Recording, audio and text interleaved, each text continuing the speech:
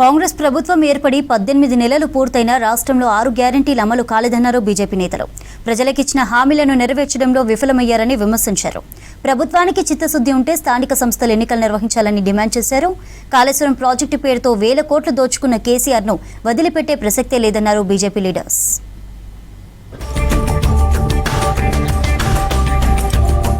తెలంగాణలో సరుకు రవాణాను వేగవంతం చేసేందుకు బళ్ళారి చిక్కజూర్ డబ్లింగ్ రైల్వే ప్రాజెక్టును కేంద్రం ఆమోదించడంపై హర్షం వ్యక్తం చేశారు కేంద్ర మంత్రి కిషన్ రెడ్డి. 3,342 కోట్ల వ్యయంతో 185 కిలోమీటర్ల వరకు డబ్లింగ్ లైన్ పనులను చేపట్టనుంది రైల్వే. తెలంగాణ అభివృద్ధికి దోహదపడనున్న ఈ రైల్వే ప్రాజెక్టును ఆమోదించినందుకు తెలంగాణ ప్రజల తరపున ప్రధాని నరేంద్ర మోదీకి కేంద్ర రైల్వే శాఖ మంత్రి అశ్విని వైష్ణవ్కు కృతజ్ఞతలు తెలిపారు కిషన్ రెడ్డి.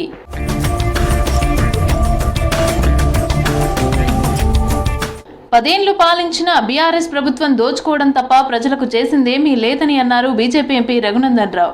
కాంగ్రెస్ ప్రభుత్వం పేద ప్రజలకు ఇచ్చిన ప్రతి హామీని నెరవేర్చాలని డిమాండ్ చేశారు. మెదక్ జిల్లా శివంపేట మండలం పెద్దగొట్టిముక్కల గ్రామంలో పర్యటించారు ఎంపీ రఘునందన్ రావు. రఘునందన్ సమక్షంలో బీజేపీలో చేరారు వివిధ పార్టీల కార్యకర్తలు. వారికి కండువా కప్పి పార్టీలోకి ఆహ్వానించారు ఎంపీ. చాలా మంది ఏం చెప్తారంటే మేము మంచిగా పరిపాలిస్తున్నాం, మంచిగా చేసినామని 10 ఏళ్ళు ఒక ఆయన చెప్పిపోయిండు. వాళ్ళ పాలనలో మా స్కూల్ కు 10 లక్షలు కాంపౌండ్ వాళ్ళకి, 5 లక్షలు సీసీ రోడ్లకి, 5 లక్షలు మోరీలకి అని అడిగిండు. 10 ఏళ్ళు ఒకటే పార్టీ ఉండే. ఎంపీటీసీ వాళ్ళే, సర్పంచ్ వాళ్ళే, ఎంపీపీ వాళ్ళే, జడ్పీటీసీ వాళ్ళే, ఎమ్మెల్యే వాళ్ళే, మంత్రులు వాళ్ళే, ముఖ్యమంత్రులు కూడా వాళ్ళే.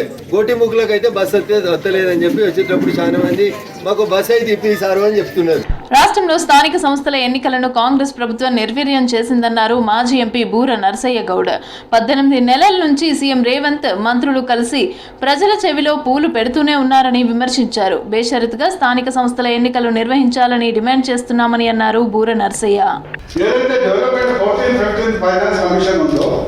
ఎన్నికలు నిర్వహించకుండా ఉండటం వల్ల, డిలే కావడం వల్ల తెలంగాణ రాష్ట్రానికి 15th ఫైనాన్స్ కమిషన్ కింద రావాల్సిన అక్షరాల 1,514 కోట్ల రూపాయలు తెలంగాణ రాష్ట్ర ప్రజలు కోల్పోతున్నారని సందర్భంగా ముఖ్యమంత్రికి తెలియజేస్తుంది. కాళేశ్వరం విచారణలో కమిషన్ ముందు కేసీఆర్ కాకమ్మ కథలు చెప్తున్నారని అన్నారు బీజేపీ మాజీ ఎమ్మెల్యే ఎన్వీఎస్ఎస్ ప్రభాకర్.